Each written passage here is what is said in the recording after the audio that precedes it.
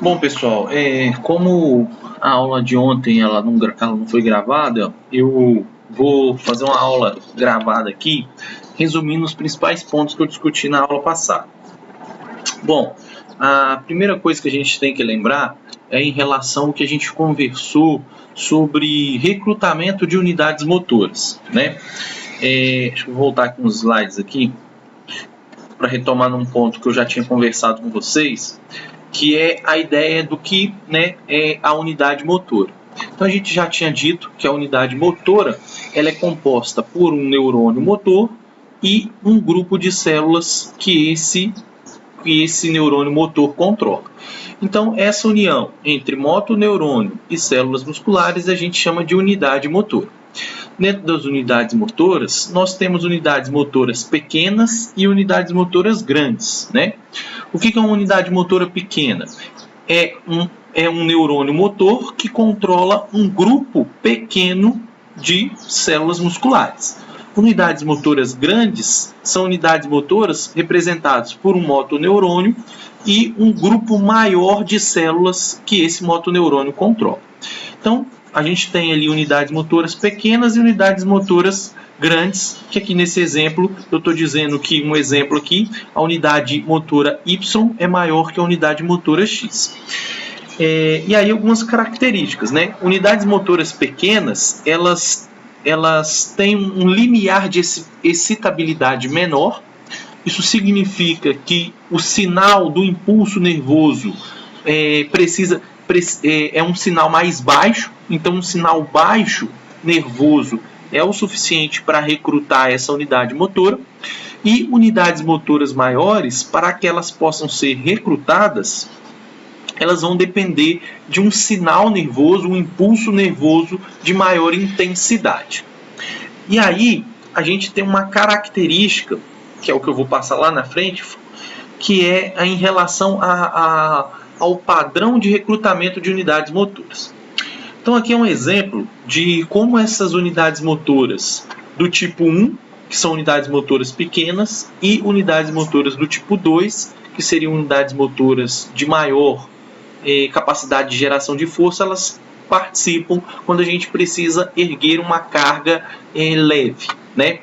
Então, quando você precisa erguer uma carga leve, por exemplo, uma ação de flexionar o cotovelo para pegar um copo d'água.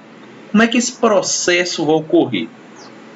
Bom, se a carga que eu vou erguer é um copo d'água, isso significa que eu preciso de pouca força para fazer o ato de flexionar o cotovelo. Da onde então começa, de que maneira então que o músculo vai fazer esse processo de contração? Bom, a informação ela vai se originar no sistema nervoso central, lá no córtex motor. Esse impulso nervoso que tem origem lá no córtex motor, ele vai descer pela medula espinhal a partir dos neurônios motores e, de acordo com a intensidade do sinal, se essa intensidade do sinal nervoso for baixa, né, eu consigo, se ela tiver uma capacidade mínima de excitar o músculo esquelético, né, então basta uma voltagem baixa do neurônio motor para ser suficiente para recrutar unidades motoras pequenas, principalmente as unidades motoras do tipo 1. Então, se o sinal que chegar até o músculo tiver força suficiente para excitar o músculo esquelético, esse músculo vai se contrair e aí eu vou conseguir erguer esse copo d'água. Mas e se, por exemplo, não for um copo d'água? De repente pode ser que a ação seja erguer uma carga maior. Por exemplo, erguer um halter de 10 kg. Um halter de 10 kg ele vai ter um peso muito maior do que erguer um copo d'água.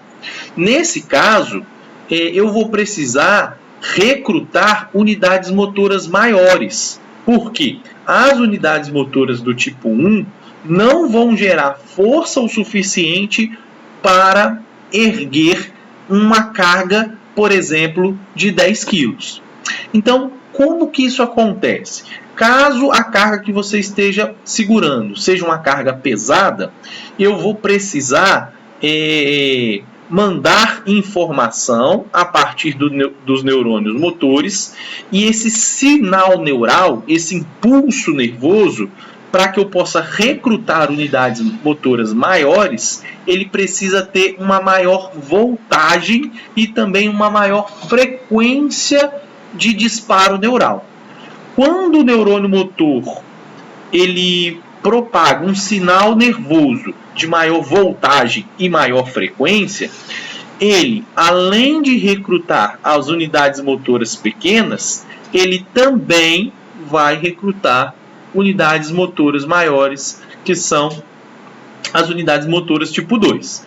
Então, de modo geral, quando nós precisamos erguer uma carga pesada, eu preciso recrutar mais células musculares, e para recrutar mais células musculares, eu vou ter que recrutar unidades motoras do tipo 2, né? Isso significa que o sinal do impulso nervoso ele precisa ter uma maior voltagem, ou seja, uma maior intensidade e também uma maior frequência.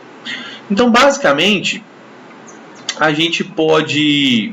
Vou pular isso aqui, mas a gente pode dizer que o padrão de recrutamento de unidades motoras, ele sempre vai começar de unidades motoras pequenas para unidades motoras maiores.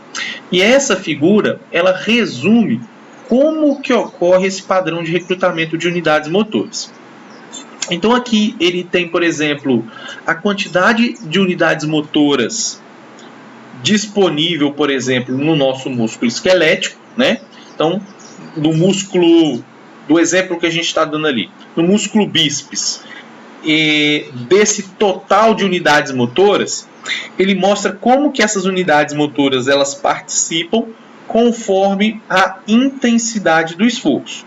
Então, se a carga que eu preciso erguer ela é fácil, a tendência é que eu recrute basicamente fibras tipo 1, né? Então, essas fibras tipo 1, elas vão representar ali em torno de 20% dessas unidades motoras. Mas, se a tarefa for um pouquinho mais difícil, for de uma intensidade moderada, de repente pode ser que a tarefa não seja erguer um copo d'água, seja erguer um halter de 5 quilos, por exemplo. Se a intensidade do esforço for maior, se a carga que eu preciso levantar for maior, eu automaticamente vou ter que recrutar mais massa muscular. E recrutar mais massa muscular significa recrutar unidades motoras pequenas, por exemplo, as unidades motoras tipo 1, mas também recrutar unidades motoras maiores. E aí, no nosso exemplo aqui, a gente tem como uma unidade motora um pouco maior a unidade motora do tipo 2A. Ou seja, se eu precisar de uma intensidade aí de moderado para fácil, eu vou estar recrutando tanto as unidades motoras menores do tipo 1, como também essas unidades motoras do tipo 2A. E isso pode representar, por exemplo, 60% de todas as unidades motoras. Agora, quando eu preciso erguer uma carga muito pesada, ou próximo da minha força máxima, eu vou precisar recrutar todas as minhas unidades motoras. Portanto, se eu precisar empregar um alto nível de força, eu vou recrutar unidades motoras pequenas, unidades motoras intermediárias e unidades motoras de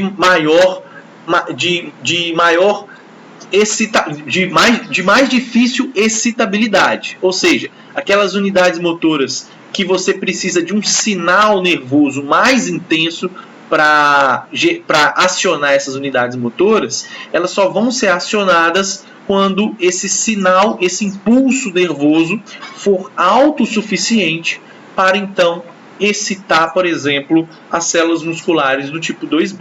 Então isso aqui mostra como é que funciona esse padrão de recrutamento de unidades motoras. A gente sempre recruta unidades motoras de menor limiar de excitabilidade, que são aquelas mais fáceis de ser recrutadas, do tipo 1, por exemplo, e as fibras tipo 2B, elas só vão ser recrutadas se a carga que eu precisar erguer for muito alta. Então, por que isso é importante? Quando você pensa num sujeito que faz uma atividade de intensidade leve, por exemplo, de leve a moderado, é comum que ele não chegue a recrutar todas as células musculares que ele tem disponível, não. Por quê? Em atividades de baixa intensidade, devido a uma baixa necessidade por produção de força, eu vou recrutar uma pequena parte desses grupos musculares que eu tenho disponível. Então, assim, naturalmente, quando você faz um treinamento, pensando assim numa questão prática, né? Se você faz um treinamento aeróbico, ele basicamente, devido ao treinamento aeróbico envolver baixo, esse é um tipo de exercício que não se exige grandes níveis de força, o treinamento aeróbico, ele envolve recrutamento principalmente de unidades motoras tipo 1. Já a musculação, que envolve uma alta demanda por produção de força, durante o exercício você vai ter recrutamento tanto de unidades motoras, né, do tipo 1, como também fibras musculares, unidades motoras e células musculares do tipo 2.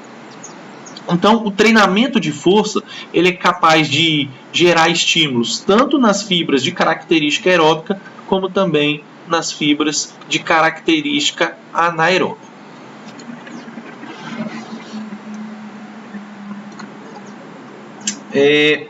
Isso aqui foi um questionário que eu apliquei durante a aula, mas eu vou para outra parte, que foi a segunda parte da aula que eu dei ontem.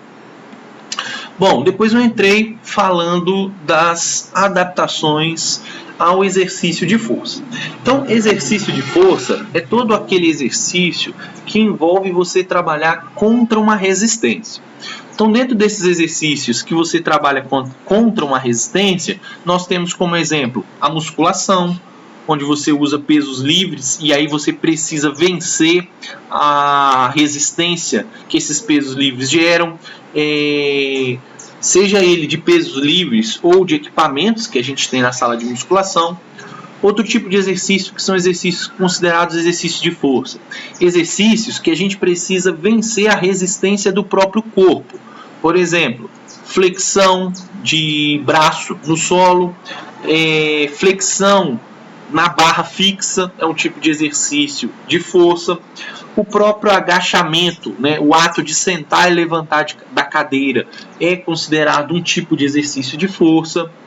As atividades do Pilates, de modo geral, são considerados exercícios, são considerados um tipo de treinamento de força, porque você trabalha contra a resistência dos equipamentos. Até mesmo o exercício com banda elástica. Né? A banda elástica ela oferece uma resistência e a gente trabalha para vencer a resistência da banda elástica. Então fazem parte dos exercícios relacionados ao exercício de força. E esses exercícios eles provocam adaptações específicas sobre o músculo esquelético. Bom, uma das adaptações que o treinamento de força, de modo geral, provoca é o aumento do ganho de força que a gente está vendo aqui. Obviamente que para você ter ganho percentual de força ao longo de um período de treinamento, que na nossa figura aqui está representada por 10 semanas de treinamento, você precisa ter sobrecarga, que é a figura em vermelho. Então você só consegue ganhar força se você estiver trabalhando contra uma sobrecarga. Exercícios que não envolvem sobrecarga não provocam aumentos de força. Isso significa que atividades do tipo corridas,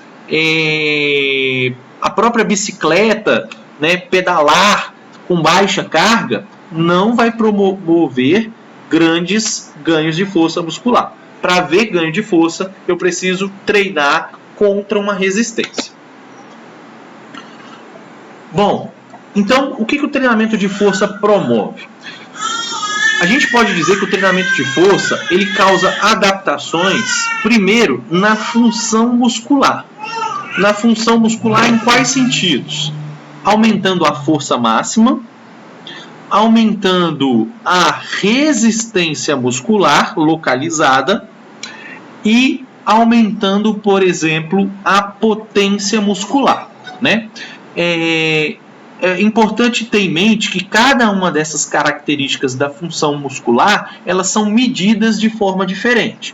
Por exemplo, força máxima, uma das formas de avaliar a força máxima é a partir do teste de uma repetição máxima.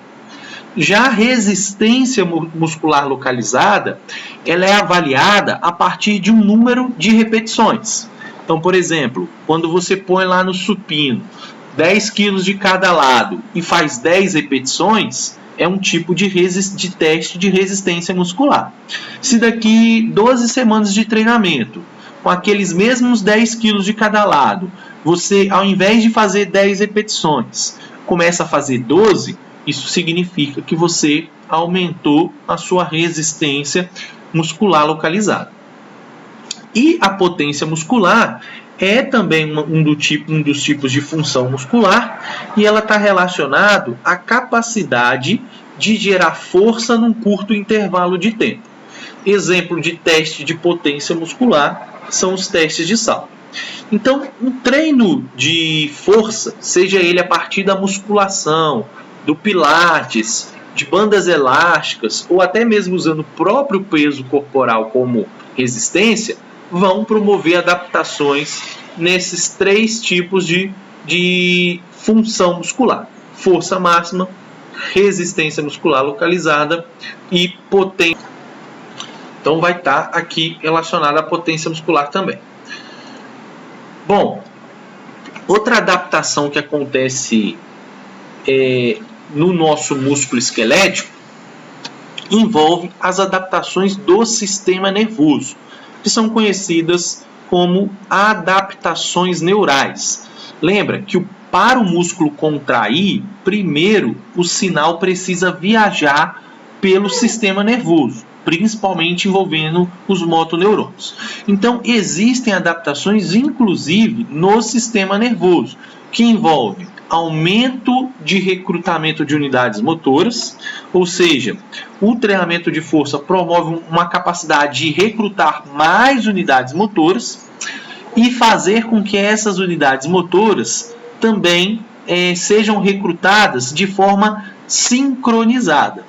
Esses fatores aqui, por exemplo, contribuem com os ganhos de força provocados pelo treinamento de força. Um outro tipo de adaptação neural está relacionado à diminuição de um reflexo conhecido como reflexo do órgão tendinoso de Golgi. Bom, o que é isso? Esse órgão tendinoso de Golgi é um tipo de célula especializada que, quando o músculo ele está sendo tensionado, esse órgão tendinoso de Golgi, ele cria um mecanismo de defesa para o músculo, que é o que? Se houver muita tensão no músculo, esse neurônio sensitivo dispara e inibe a contração muscular. Então, ele é um mecanismo de defesa. Se a tensão que o músculo está sofrendo é muito alta, essa célula especializada, ela pode interromper o processo de contração. Então, uma das coisas que o treinamento faz é diminuir esse reflexo que inibe a contração. Então, por isso que ele está dizendo que uma das adaptações neurais envolve a diminuição desse reflexo que inibe a contração. Então, essas são algumas das adaptações relacionadas à adaptação neural. Aqui está um exemplo de como que essa capacidade de recrutamento de unidades motoras aumenta a capacidade de geração de força. Então aqui ele mostra, por exemplo, o músculo de um sujeito sedentário.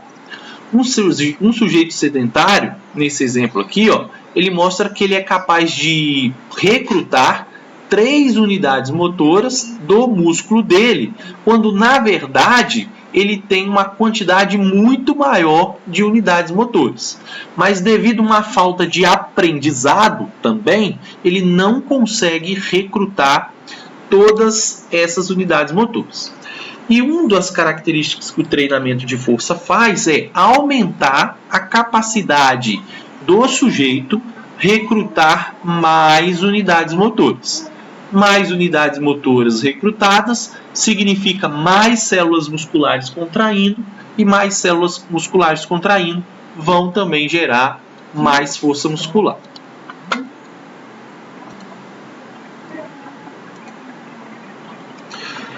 Outra coisa que o treinamento de força promove em termos de adaptação são os aumentos na massa muscular. Esses aumentos na massa muscular, eles podem acontecer por 2 motivos. Você pode aumentar a quantidade de músculo que você tem, ou aumentando a quantidade de células que esse músculo tem. Esse processo é chamado de hiperplasia, ou o que é mais comum em seres humanos, que é a hipertrofia muscular. O que é a hipertrofia muscular? A hipertrofia muscular ela é caracterizada por um aumento da quantidade de proteínas contráteis dentro da célula muscular. Lembrando que essas proteínas contráteis são lá, por exemplo, a quitina e miosina. Esse aumento dessas proteínas contráteis dentro da célula aumentam a área de secção transversa da célula muscular, que a gente chama de fibra muscular. Ou seja, aumenta o diâmetro da célula muscular. Como o músculo esquelético é formado por várias células musculares, esse aumento dessas células musculares, o aumento da área de secção transversa dessas células musculares vão automaticamente levar ao aumento da área do músculo como um todo.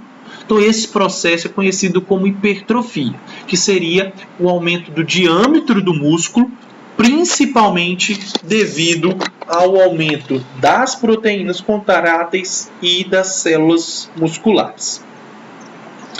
Outro processo que pode ocorrer é conversão de alguns tipos de fibra, O treinamento de força tende a provocar alterações em subtipos de fibra tipo 2, tornando elas um tipo de fibra com características mais anaeróbias.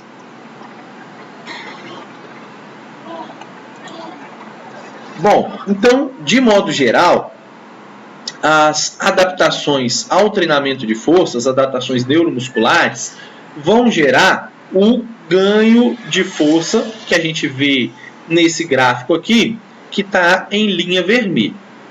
E aí, quando a gente fala de ganho de força, há 2 fatores que explicam os ganhos de força provocados pelo treinamento, como por exemplo a musculação. Quais são os fatores que explicam o ganho de força? O primeiro dele são as adaptações neurais, que a gente já conversou, que as adaptações relacionadas ao aumento de recrutamento de unidades motoras e de sincronismo de unidades motoras. Então, essas adaptações neurais, elas acontecem de forma muito rápida. Outro fator que contribui para os ganhos de força são os aumentos na massa muscular, ou seja, na área da célula muscular, que a gente chama de hipertrofia, causando a hipertrofia muscular. Então, 2 fatores que contribuem para os aumentos de força são as adaptações neurais e as adaptações do tamanho do músculo, aumentando o diâmetro muscular, que a gente chama de hipertrofia. Porém, essas adaptações neurais e a adaptação da hipertrofia, elas não acontecem na mesma velocidade. As adaptações neurais, elas acontecem de forma mais rápida, que é o que a gente está vendo aqui, ó. Elas acontecem de forma muito rápida no início, mas depois se estabiliza. Enquanto os ganhos de força muscular eles só vão acontecer, só vão começar a ser mais significativos depois de algumas semanas de treinamento. Então, os ganhos de massa muscular eles levam um tempo maior para acontecer, enquanto as adaptações neurais elas acontecem de forma mais imediata. Então, só para a gente ter uma noção, essa figura aqui mostra a velocidade com que as adaptações neurais e as adaptações de hipertrofia ocorrem. A gente consegue perceber, por exemplo, que nas 2 até a 4ª semana de treinamento de força, as adaptações que acontecem de forma mais imediata são as adaptações neurais, contribuindo para ganhos de quase 80% da força. E as adaptações na massa muscular, embora elas possam contribuir com os ganhos de força, a contribuição do aumento da massa muscular para explicar os ganhos de força, eles são pequenos. A partir de um certo período de treinamento, é que a hipertrofia passa a ser mais determinante para explicar os ganhos de força. Então é natural que pessoas destreinadas elas consigam, pelo menos em termos de ganhos de força muito significativos, porque essa janela de adaptação neural ela ainda é muito ampla, né? Ela tem muito ainda a ser desenvolvido. Já um atleta, quando você pega um atleta que já pratica musculação há mais de um ano e você coloca ele na musculação para ele tentar ganhar mais força ainda, geralmente essas adaptações neurais elas já ocorreram há um certo tempo atrás. E aí, o que o atleta consegue desenvolver para ter maiores ganhos de força são pequenos aumentos da massa muscular que vão acabar contribuindo com pequenos aumentos da força muscular.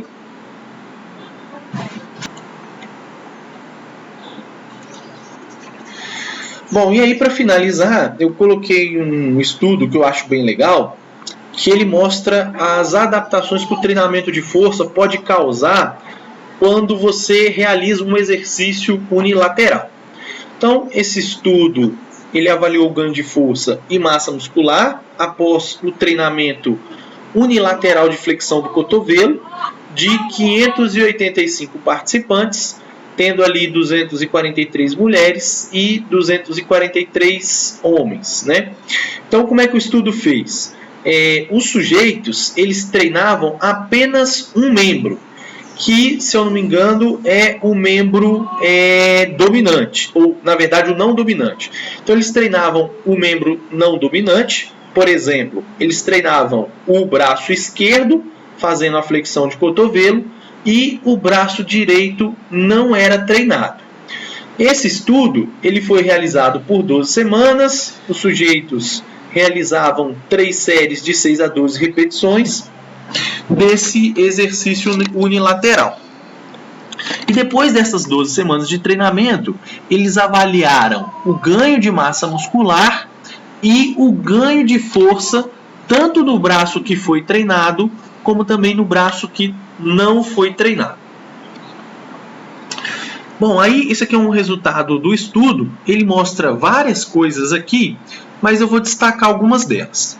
Bom, primeiro, essa aqui é a tabela 2, onde ele mostra aqui a hipertrofia muscular, que está aqui em inglês, como size, tamanho, e as alterações de força muscular provocados por esse treinamento.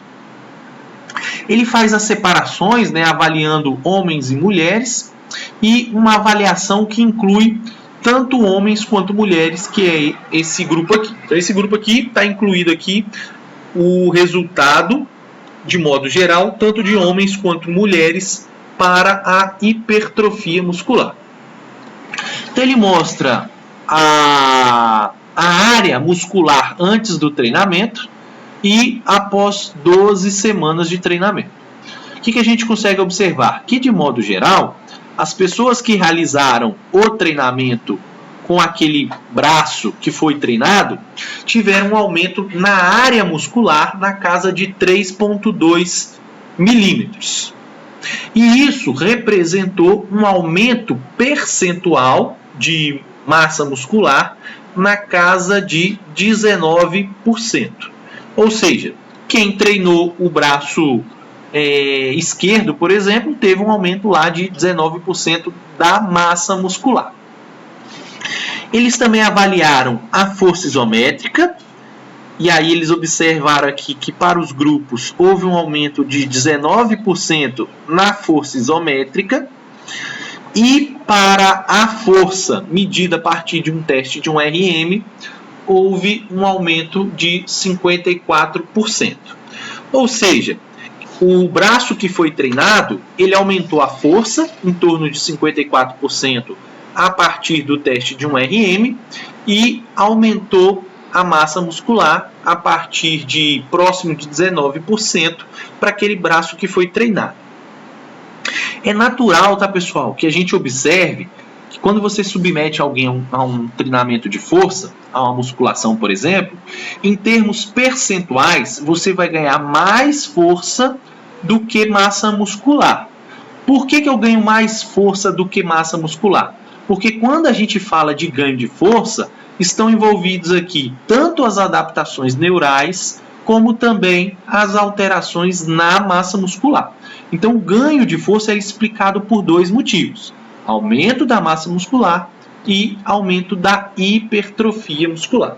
Por isso, é natural que os ganhos de força sejam sempre maior do que os ganhos de massa. Outra coisa interessante que esse estudo mostrou foi o seguinte: no braço não treinado, ou seja, aquele braço que não realizou o exercício, que ficou descansando durante as 12 semanas, eles mostram que se você comparar os valores antes de 12 semanas e 12 semanas depois, essa diferença ela foi próximo de 1%, que segundo o estudo, do ponto de vista da estatística, não foi significativo.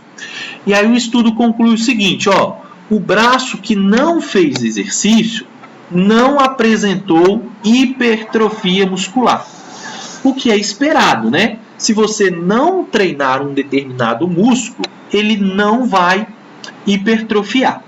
Mas o dado mais interessante desse estudo é que o braço não treinado, quando foi avaliado a força do braço não treinado, houve uma pequena melhora dessa força, na casa de 10%. Então eles mostram que o braço, no exemplo que eu estou dando aqui, né, o braço direito que não foi treinado, ele apresentou um ganho de força, mesmo sem ter ganhos de massa muscular. Aí a pergunta é o seguinte: mas se ele não treinou aquele braço, por que ele então teve ganhos de força? Basicamente, o que explica o fato dele ter ganho de força é o fato de que as adaptações neurais que aconteceram no braço esquerdo treinado, parte das adaptações neurais também valeram para o braço direito. Mas por quê? Por que as adaptações neurais que acontecem no braço esquerdo também vão se refletir no braço direito?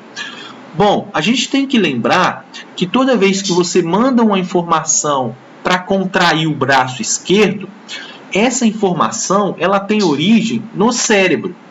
Ela percorre o cérebro, né? Então ela começa no cérebro e percorre toda a medula espinhal. Então, em relação à informação que se originou lá no sistema nervoso central, o caminho desse neurônio que manda o impulso para o braço esquerdo ou para o braço direito, uma parte desse trajeto é o mesmo. Ou seja, envolve o córtex motor, a região toda do cérebro e a medula espinhal. Só depois, lá no final da medula espinhal, é que esse impulso nervoso vai se encaminhar ou para o lado esquerdo ou para o lado direito. Então, como parte do caminho é o mesmo, qualquer melhora de comunicação de um neurônio para outro, né, que são as adaptações neurais, também vão gerar ganhos de força, muito relacionado às adaptações neural, no drive neural, né? Principalmente relacionado ao sistema nervoso central, que vai se refletir, inclusive, naquele braço que não foi treinado.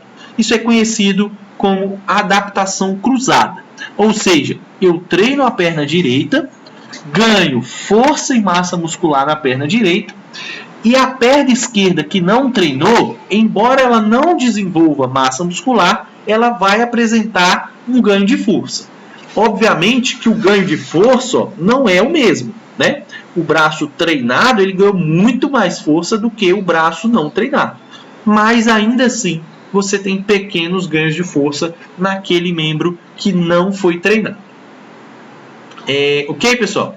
Então, acho que o resumo do que eu falei da aula de ontem foi isso.